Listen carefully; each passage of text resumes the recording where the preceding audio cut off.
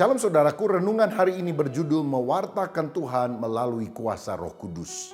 Kita tahu kita sedang ada di akhir zaman dan tidak lama lagi Tuhan Yesus akan segera datang untuk kali yang kedua. Tetapi Alkitab mengatakan dalam Matius 24 ayat 14 bahwa Injil kerajaan ini akan diberitakan menjadi kesaksian bagi semua bangsa, baru setelah itu tiba kesudahannya. Berarti sebelum Yesus datang untuk kali kedua, pemberitaan Injil secara masif akan terjadi di seluruh dunia. Ingatkah saudara ketika Yesus akan naik ke sorga, dia memberikan amanat agung kepada kita. Matius 28 ayat 19, pergilah, jadikanlah semua bangsa muridku. Kita harus memuridkan semua bangsa sehingga mereka sungguh-sungguh menjadi pengikut Kristus yang sejati, yang memiliki karakter sama seperti Dia. Nah, bagaimana supaya kita bisa melaksanakan tugas yang sangat berat ini? Kisah Rasul 1 ayat 8 berkata, tetapi kamu akan menerima kuasa kalau Roh Kudus turun ke atas kamu, dan kamu akan menjadi saksiku di Yerusalem dan di seluruh Yudea dan sampai ke ujung bumi. Karena itulah sebelum Yesus naik ke sorga, dia telah memberikan perintah agar murid-muridnya tidak meninggalkan kota Yerusalem.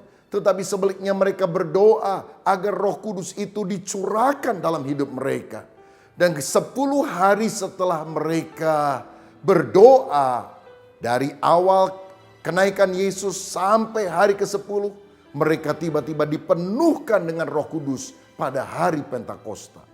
Pengalaman Pentakosta itu juga harus kita alami pada masa kini. Saudara sekalian, 12 April 2020 yang lalu kita baru saja merayakan hari Paskah, hari kebangkitan Yesus dari antara orang mati. Tetapi Yesus tidak langsung naik ke sorga. Dia menampakkan diri selama 40 hari untuk menunjukkan dia hidup, dia bangkit. Dan pada bulan Mei ini kita akan merayakannya pada tanggal 21. Dan 10 hari setelah hari kenaikan Tuhan, yaitu tanggal 31 Mei 2020, kita akan memperingati hari Pentakosta. Hari pencurahan Roh Kudus.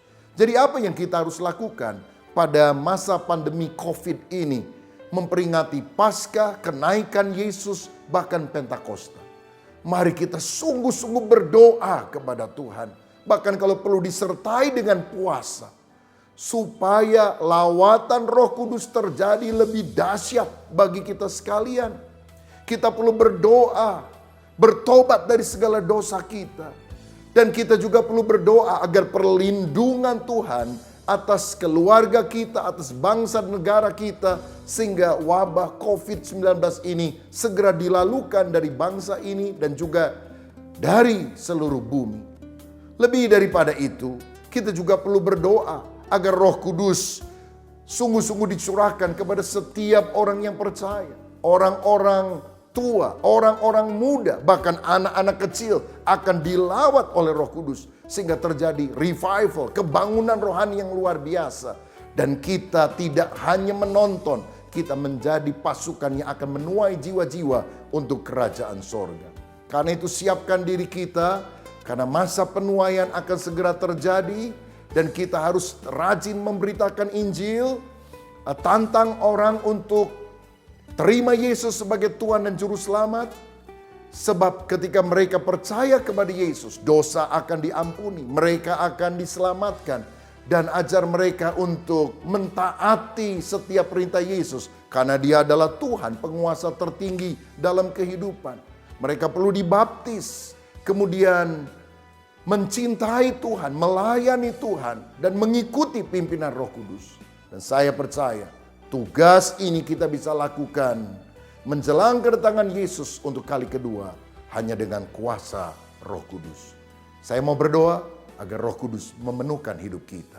Bapa Surgawi, hamba berdoa supaya kami semua dipenuhkan dengan Roh Kudus sehingga kami sungguh-sungguh menjadi alat-Mu untuk menunaikan amanat agung Yesus sampai penuaian yang besar itu terjadi.